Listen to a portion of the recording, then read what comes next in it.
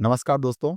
Thumbnail देखकर आपको यह पता लग गया होगा कि चैंपियन स्क्वायर आपके लिए यूनिट 10 मतलब मध्य प्रदेश की जनजातियों से संबंधित किताब लेकर आया है और यह किताब दूसरी किताबों से बेहतर साबित होगी।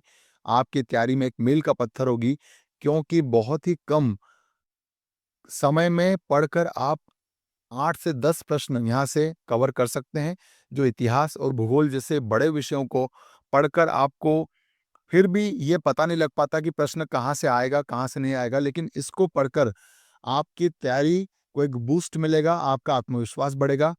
और इस किताब में नया क्या है, दूसरी किताबें भी आप देख सकते हैं, खरीद सकते हैं। अगर आपने पढ़ रखी हो, तो फिर भी इसका एक बार डेमो देख लें और आप अपने इस बार के कंटेंट में कुछ चीज़ें ऐड कर सकते हैं। किताब को किसने लिखा है और किताब में नया क्या है, वो मैं आपको बताना चाहता हूँ। पहले मैं लेखकों का एक परिचय दे दूँ। तो चैंपियन स्क्वायर भरोसे का प्रतीक बनते जा रहा है और आपने सोशियोलॉजी, पॉलिटी की मेंस की किताबों को इतना प्यार और स्नेह दिया, उसके लिए आपका बहुत-बहुत धन्यवाद। और आगे भी आपका ऐसा स्नेह और प्यार हमको प्रोत्साहित करेगा अच्छा कंटेंट लिखने के लिए, और गुणवत्तापूर्ण कंटेंट देना ही हमारा उद्देश्य है। इस किताब को मेरे मार्गदर्शन में काजल नेमा, शिव पाटीदार, सौरभ पटेल, दीपक रेकवार और संदीप सिसोदिया जी ने तैयार किया है। संदीप सिसोदिया जी को इससे पहले जनजातियों की किताब लिखने का अनुभव है और बचे हुए सारे लोग जो भी हैं, पाँचों लोगों को मुख्य परीक्षाएँ उत्तीर्ण कर इंटरव्यू देने का भी अनुभव है। तो 5 लोगों ने अगर किताब के ऊपर काम किया है और इसको लास्ट फाइनल टच दिया है, तो इसमें कुछ न कुछ अच्छी बात होगी, जो कि आपको इसको देखते ही पता चल जाएगा। एक बार किताब ज़रूर देखें। मध्य प्रदेश की इस प्रारंभिक परीक्षा की इकाई 10 में ये 6 बुलेट जो आपको दिख रहे हैं, मध्य प्रदेश में जनजातियों का भौगोलिक विस्तार, जनजातियों से संबंधित संवैधानिक प्रावधान, प्रमुख जनजातियाँ, विशेष पिछड़ी जनजातियाँ, घुमंतू, जनजातियों के कल्याण के लिए योजनाएँ, ऐसे इन 6 टॉपिक को हमने 12 चैप्टर्स में बाँटा हुआ है, जिसमें आपको प्रीवियस ईयर के क्वेश्चन भी देखने को मिलेंगे। प्रत्येक चैप्टर के बाद 50 क्वेश्चन के रूप में आपको एक अभ्यासिका मिलेगी, जो आप देख पाएँगे कि आपकी तैयारी का लेवल कितना अच्छा है, किताब को आप कितने अच्छे से समझे, कितनी शिद्दत से आपने इसको पढ़ा और आपको कितनी चीज़ें याद रही। कोई कन्फ्यूज़न है, तो वो भी आपका क्लियर हो जाएगा। इसके साथ ही सारांश के रूप में 8 से 10 पृष्ठों में पूरा कन्फ्यूज़न जहाँ-जहाँ होता है, उसको भी क्लियर किया गया है। मैं आपको इसमें बताता हूँ, तो आप मेरे साथ जुड़ें, देखते रहिए।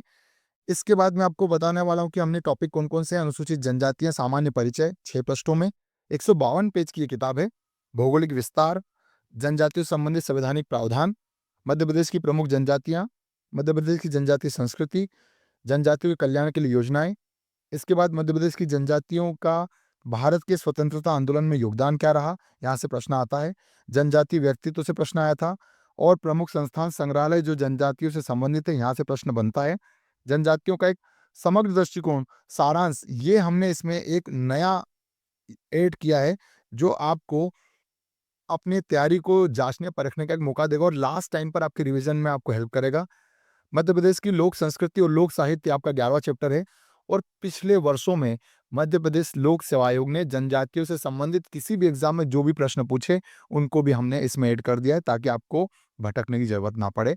साथ ही इस किताब में टेबुलर फॉर्म में अधिकांश चीजें दी गई है, जिससे आपको चीजों को जल्दी से याद कर सकें आप। इसके बाद आपको चैंपियंस फैक्ट के रूप में बहुत सारी चीजें मिलेंगी। इसके बाद आपको इसमें डायग्राम प्रेजेंटेशन इतना शानदार मिलेगा कि आपको किताब कब शुरू की और कब खत्म हो गई, ये पता भी नहीं चलेगा और आसानी से आप यहाँ से 9 से 10 नंबर कवर कर सकते हैं। तो मैं आपको बता देता हूँ। देखिए, अनुसूचित जनजातियों का सामान्य जो परिचय है, इसमें जनजातियों के अर्थ से लेके जनजाति क्या होती है, जनजातियों की परिभाषाएँ, ये सारी चीज़ें आपको यहाँ पर मिलेगी। इसमें कुछ पेज को हमने कवर किया है, डेमो के लिए। पूरी किताब आपको 152 पेज की मार्केट में जल्दी मिलेगी। 11 तारीख के आसपास आपको मिल जाएगी। धार, बड़वानी जिला, झाबुआ जिला सबसे ज़्यादा जनजाति जनसंख्या वाले जिले कौन से हैं? इसके बाद आपको इसमें मिलेगा सबसे न्यूनतम जिले कौन से हैं जहाँ पे जनजातियों की जनसंख्या कम है?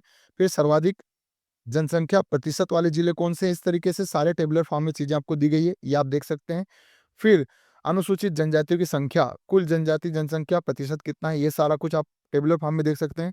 प्रेजेंटेशन आप पूरा देख सकते हैं। मध्य प्रदेश में जनजातियों को भौगोलिक विस्तार में आप पूर्वी, पश्चिमी, उत्तरी मध्य प्रदेश या मध्य जो भाग में, दक्षिणी भाग में जनजातियाँ मिलती हैं, वो सारा आप इसमें देख सकते हैं। पूरा अच्छे से आपको कलरफुल किताब आपको देखने को मिल रही है। जनजातियों से संबंधित संवैधानिक प्रावधान आपका तीसरा चैप्टर होगा। इसमें आपको पूरा जनजातियों की प्रक्रिया क्या है, उनको जनजाति को दर्जा कौन देता है, कैसे देते हैं, उसकी पूरी प्रक्रिया आपको देखने के लिए मिलेगी। इसके बाद आपको परिभाषाओं से संबंधित संवैधानिक प्रावधान, शैक्षणिक और सांस्कृतिक सुरक्षा संबंधित प्रावधान, इसमें सारे आर्टिकल कवर किए गए हैं और 106वां संविधान संशोधन जो है, वो भी पूरा करंट अफेयर से इसको अपडेट कर दिया गया है किताब को। जनजाति सलाहकार परिषद, ये जो भी चीज़ें आपको यूनिक लगती हों, जो भी चीज़ें हमें यूनिक लगी, उनको हमने अलग से बॉक्स में बनाया है। साथ ही आप अंडरलाइन करके भी अपनी चीज़ों को अलग से कर सकते हैं। इसके बाद सारे इसमें आर्टिकल आपको मिल जाएँगे। मध्य प्रदेश की प्रमुख जनजातियों में एक-एक जनजाति को हमने लिया है। टेबुलर फॉर्म में चीज़ें हमने प्रेज़ेंट की है। कुछ अलग से किसने जनजाति के बारे में क्या कहा, जैसे इतिहासकार कर्नल टॉड ने भीलों को वनपुत्र या टॉलमी ने इनको तीरंदाज कहा। ऐसी चीज़ें आप भूल जाते हैं। इसलिए इनको हमने अलग से बॉक्स में दे रखा है ताकि आपको चीज़ें आसानी से याद रहें। इनको आप देख सकते हैं। इनकी प्रमुख उपजातियाँ कौन-कौन सी हैं, इनको भी हमने एक टेबुलर में फॉर्म में दिया है। साथ में सारांश के रूप में हमने लास्ट में इसको क्या कर दिया है, ऐड कर दिया है ताकि आपको सभी जनजातियों की उपजातियाँ, उपवर्ग सभी एक साथ मिल जाएँ। ठीक है? तो यहाँ से एक-एक जनजातियों के बारे में आप पढ़ेंगे। इसके बाद इसके बाद जो अगले हमने जनजाति दिवस या किसी प्रकार से उनके संबंधित, जैसे कोल जनजाति का महाकुंभ कहाँ आयोजित हुआ था, ये सारी चीज़ें भी हमने क्या कर दी है, अपडेट कर दी है। और कौन-कौन से अभिकरण इसके लिए काम कर रहे हैं, उनकी धार्मिक स्थिति, उनके देव कौन है, एक-एक चीज़ें हमने बताई है। साथ ही आपको अगर एक्स्ट्रा कुछ कंटेंट मिल रहा हो, कुछ काम की बातें हैं, तो आप इस जगहों पर भी आप इसका यूज़ करके इसको लिख सकते हैं किताब के अंदर। ये भी हमने आपका ध्यान रखा है। इसके बाद भारिया बेगा जनजातियों की स्थिति और नया मैप अपडेट करके प्रॉपर चीज़ें हमने की है। इसके बाद आदिम जनजातियाँ, सारी चीज़ें हमने इसमें कवर कर दी हैं। एक-एक जनजाति आप पढ़ेंगे।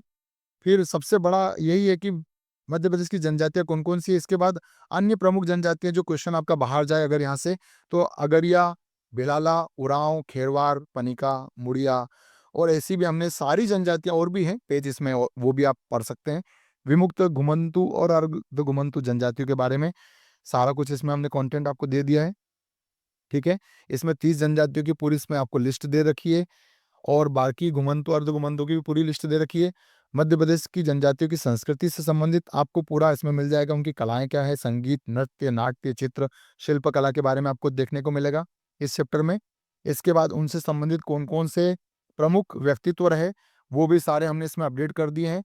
और जो भी अभी 2024 में व्यक्तित्व और भी आएँगे, 25 में जो आएँगे जनवरी-फरवरी में, जिनको पद्मश्री पुरस्कार मिलेंगे कुछ भी, उनको भी हम शुद्धि पत्र के माध्यम से और आपको एक्स्ट्रा कंटेंट के रूप में टेलीग्राम चैनल पर अपडेट करके आपको आपकी सहायता हम कर देंगे।